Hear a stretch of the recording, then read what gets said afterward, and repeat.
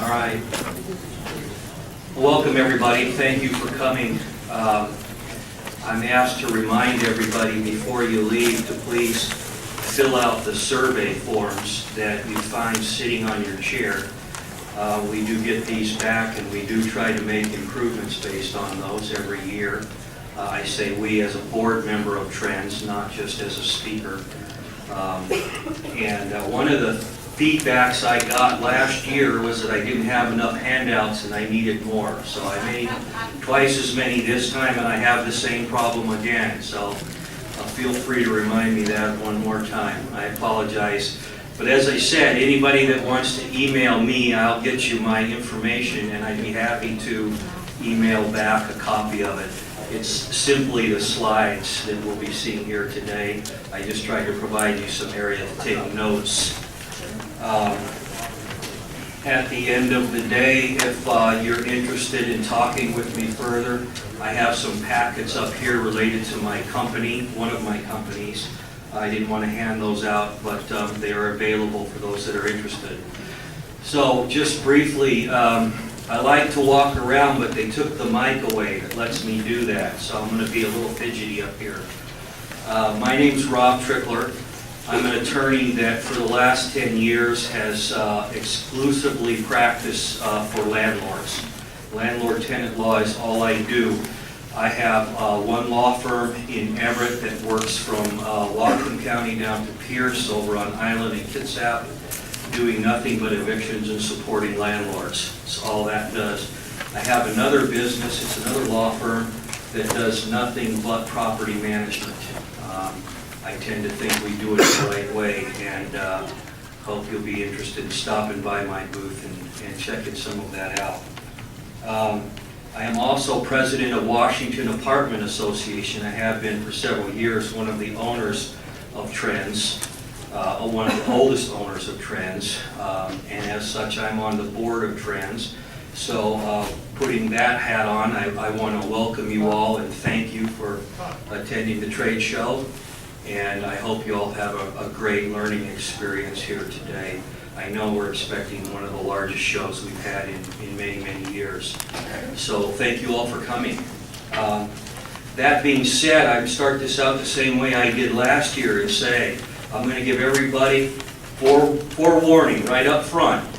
If you're in this class because of the title expecting me to teach you how to be an attorney and go litigate right, you're in the wrong class. Okay? Because the way to win an eviction is to bring a good set of facts to court. Everything that you've done prior to that day is something I can't undo. So the way to have a smooth eviction is to have your ducks in a row from the day you take the application to the day you have to be in court. That's where you lose or win an eviction. There's only so much an attorney can do with the set of facts that you provide. So my intent for today is to basically go through some of the most common mistakes that I see. Not the most common mistakes I see landlords do, but the most common mistakes that bite landlords when they're trying to end a tenancy. These are the ones that complicate things. The reason is in Washington State that the residential landlord-tenant law as a derogation of common law is strictly construed in favor of the tenant. In other words, tie goes to the tenant every time. Ambiguity goes to the tenant every time. Confusion in the contract goes to the tenant unless the tenant happened to be the one to offer the contract. Rare, I've seen it, but it's rare. So in a number of ways, if the landlord doesn't have their I's dotted and their T's crossed perfectly, then the court has no choice but to dismiss the case, or at the very least set it for trial, which you don't want. It's additional time, at least another month, puts you in a bad bargaining position, and it certainly costs a lot more. And when you're at a show cause hearing, some people don't understand that that hearing is limited in its scope. Whether it's a judge or a commissioner that's sitting there before you, they don't have the authority to decide what we call issues of fact. That's the he said, she said, or she said, she said stuff. They may know darn well that that person's lying through their teeth, but they don't have the legal authority to say that or decide that. They can only decide issues of law. That's why it's important to make sure that all the facts are on your side and they're well documented. We don't want confusing facts, we don't want undocumented facts, because that's how you get yourself into trial or lose it at a show cause hearing, none of which we want. So that's my build-up to the fact that if you're expecting me to teach you how to litigate, this is the wrong class for that. So I don't want to mislead anybody. In case you want to get up now and go find another class, I won't be offended. That being said, I'm going to go ahead and move on. I like to take questions. This is about a 2-hour to 3-hour class when I'm taking questions that I have to jam into about 50 minutes. So I'm going to do my best to fly through it. I may have to cut some people short with questions, but I'd be happy to field them at the end.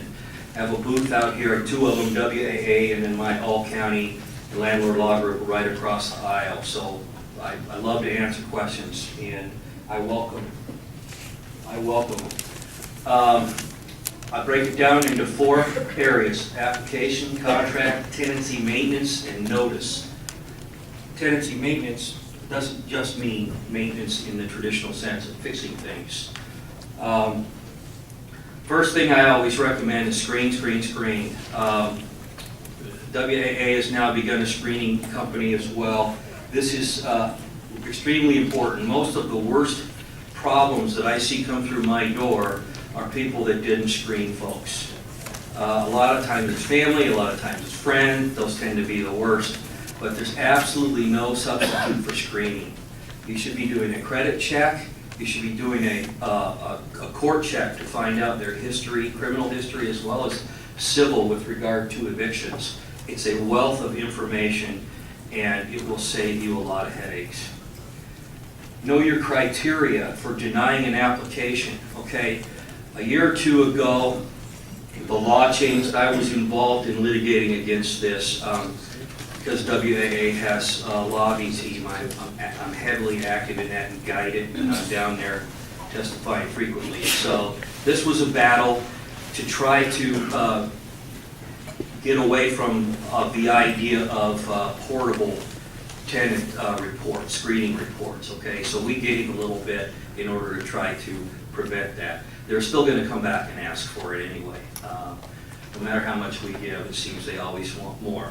But you need to be able to give your tenant, applicant, the criteria at which you might deny or adversely affect their tenancy, such as extra deposits or whatever.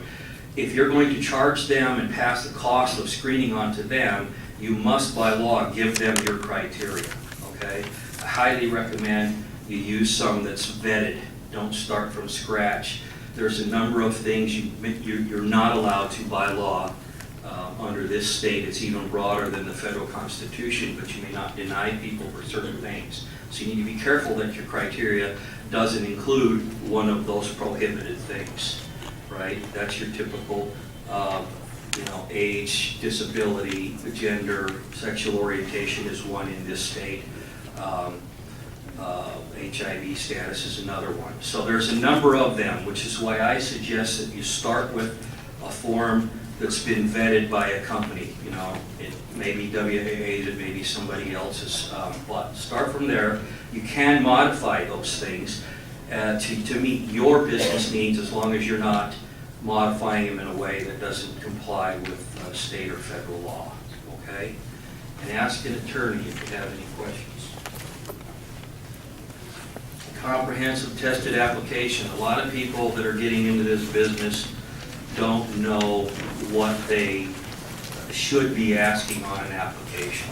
Again, I suggest you don't start from scratch. There are some things you can't ask. There are some things you should and may not know to ask. So go to one of these organizations that has one specific to Washington State, all right? The internet's a great source for a lot of neat things, and the internet's the worst darn place in the world for a lot of garbage. I've had people try to enforce contracts from Arizona and New York and New Jersey and even out of the country, and it doesn't work. You can get anything on the internet and make a lot of mistakes. So go to some place, one of these organizations that has a Washington-specific form that's been well-tested, well-vetted. That's my recommendation for that. Keep the application and the supporting documents. Now, you need to provide certain security for some of these things. But at the end of the day, there's two reasons you're going to want to have that information. If you get stiffed out on a bill, damages, etc., those are going to be vital pieces of information for you to end up going after that debt. But if you can't get personal service on your tenant when you're trying to do an eviction, federal law requires that you prove that they're not in the military. You can't get a default unless you prove to the court that they are not an active duty military member. Now, the DoD manpower site is the preferred way the courts go about finding that out. Not the only way, but the preferred way. And if you have a date of birth and a social security number to go with the name, you can run that report and you can prove they're not in the military and you can move on with your default. Otherwise, you may have some difficulty. I see it happen a lot. People are in trying to get defaults and the courts turn them away and say you haven't sufficiently proved that they're not in the military. And that's federal law. Okay? Check references prior to the applicant's current landlord. You know, if a landlord's trying to get rid of a tenant because that tenant's a problem and they really want him to go away, and you call them and ask, how's this tenant? They're going to tell you whatever they need to tell you to make that tenant go away. Right? So that problem child is going to end up being the next best thing since cut bread. So go further back. Sometimes they're relatives too. I just had one the other day where this gal made an application, had a unrelated name apparently as a landlord. Well, it turns out that was her father-in-law, and she hadn't disclosed, you know, that she was married. The father-in-law gave a glowing reference, of course, and it didn't end up being so glowing for the new landlord. So go back one landlord further or two landlords further, okay? You get a lot more honest, complete information typically from somebody that's not trying to get rid of the tenant right now. Same with contracts. Use a contract that's been developed for your area. I mentioned this briefly. I've seen folks pull stuff off the internet that's trying to enforce Arizona law and New Jersey law and New York law, and it's not going to fly for you. I've seen some contracts that gave 30-day pay or vacates, 60-day pay or vacates. I've seen 180-day pay or vacate, okay? Be very careful what you pull off the internet.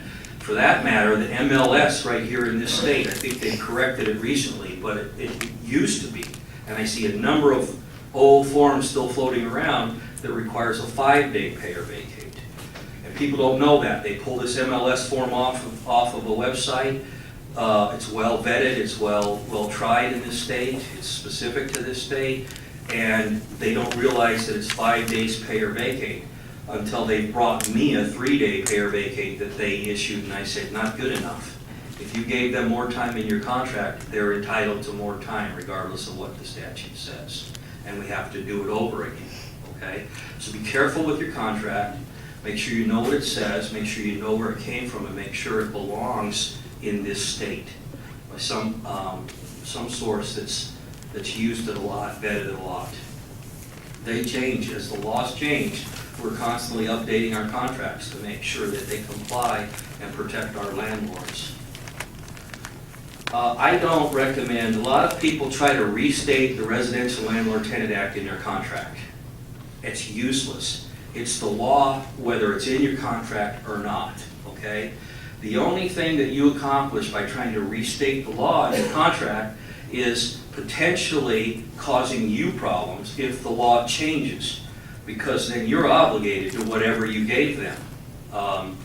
I'll give you an example that's a total hypothetical. I'll be running a bill this year to try to change the 3-day pay or vacate for rents into a 3-day pay or vacate for any monies owed.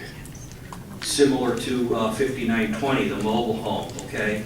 That's 5 days, but it's 5 days for any monies owed whatsoever. And they may end up trying to back us out to 5 days, I don't know.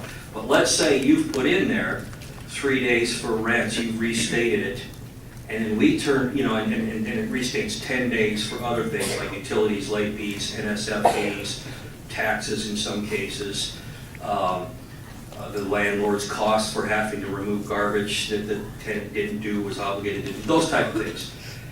But if you put that in your contract and we go get this law passed, you can't use the law because your contract still gives them the 10-day notice. And you'll be stuck giving the 10-day notice when we've just changed it, theoretically, to benefit you to do all of what's owed within a 3-day notice, right?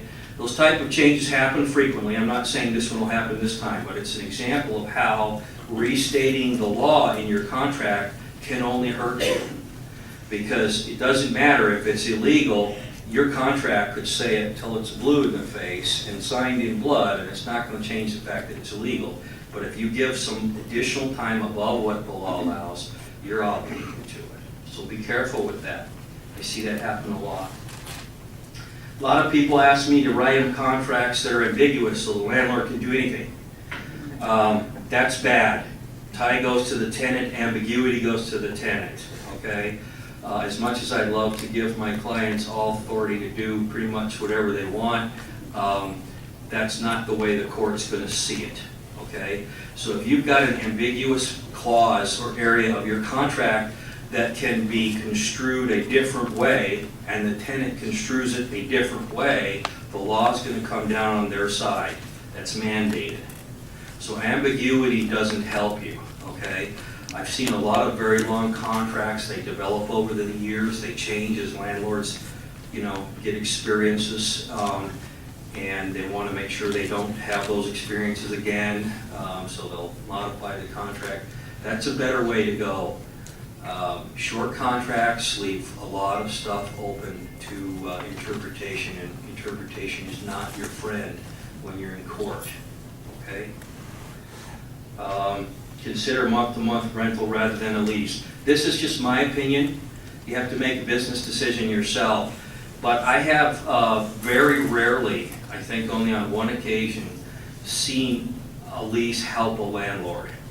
More often than not, the landlord gets into a situation with a tenant that's just not working right, and they want to get rid of the tenant, and they can't because the tenant's not quite crossing the line or not crossing it long enough, and they correct it, and the landlord's stuck, or there's something going on, the landlord can't meet the burden of proof, for example. And you can't just throw unlawful detainers out at these people, because in this part of the law, the loser's entitled to their attorney's fees being paid by the loser's required to pay the prevailing party attorney's fees.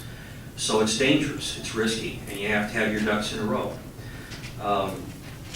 Month to month, unless you're in the city of Seattle, where you need just cause, or Section 8, where there's federal involvement of some sort, that also needs just cause. In those situations, you still need cause to terminate. But everywhere else in the state, and every other condition, you can simply terminate a month-to-month tenancy without reason.